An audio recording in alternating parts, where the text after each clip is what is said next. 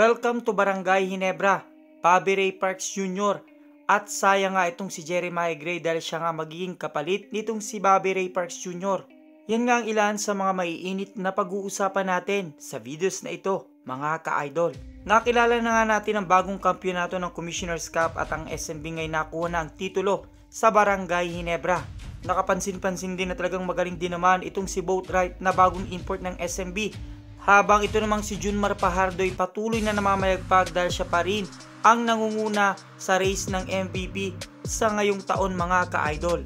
At good news naman, mga ka-idol, natapos man ang Commissioner's Cup at ngayon nga ay nilabas na ang schedule for All Filipino Conference na sinasabi ng Barangay Ginebra na nga kaya ang maghari.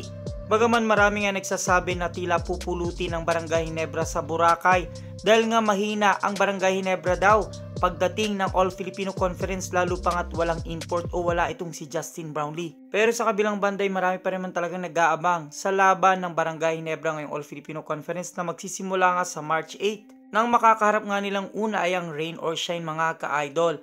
At kung kayo nga ang tatanungin ko, malaki nga kaya ang tsansa ng Barangay Ginebra na makuha ang titulo ngayong All Filipino Conference na nakita rin naman natin ang laruan nila noong nakaraang Commissioner's Cup. Bukod din sa All Filipino Conference, inaabangan din nga ngayon, mga ka-idol, sinusubaybayan nga ang laban ng Gilas Pilipinas, lalo pa nga't nakabalik na itong si Justin Brownlee na sa ngayon ngay lumaban na sila sa Hong Kong, mga ka-idol. At swerte dahil nakuha nga ng Gilas Pilipinas ang unang panalo kontra Hong Kong sa score na 94-64. Na masasabi rin naman natin, mga ka-idol, na malakas din talaga ang lineup ng Gilas Pilipinas. Lalo nga't nadagdag itong si Carl Tamayo at si Kevin Kiambao. Kahit nga nasa injured list itong si AJ Edu at saka itong si Junmar Fajardo at ito na nga si Japet Aguilar ay ipinasok muli sa lineup ng Gilas Pilipinas para punan ang naiwang posisyon ni AJ Edu at Junmar Fajardo.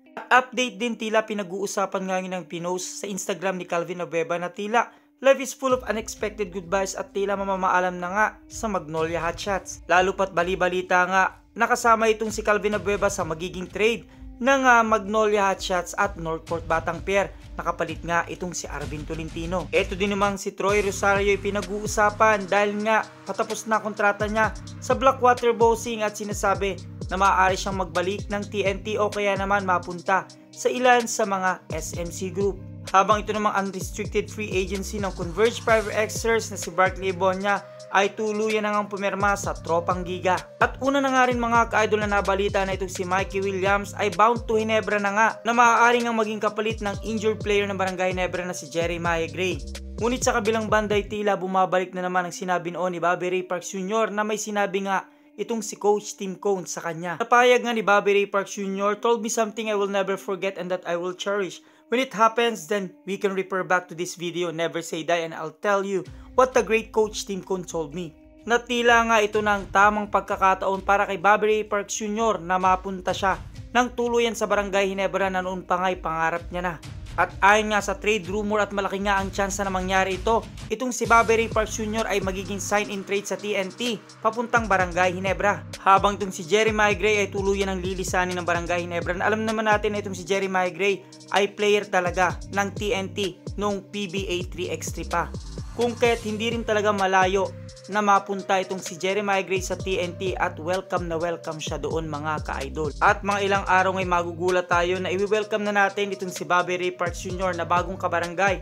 Na kung kayong tatanungin ko, mga ka-idol, karapat dapat nga ba na itong si Bobby Ray Parks Jr. ang mapunta sa Barangay Ginebra kaysa kay Mikey Williams? Kung may makasagutan, suggestion, question, advice, just comment down below, mga ka-idol. At maraming salamat sa inyong panonood.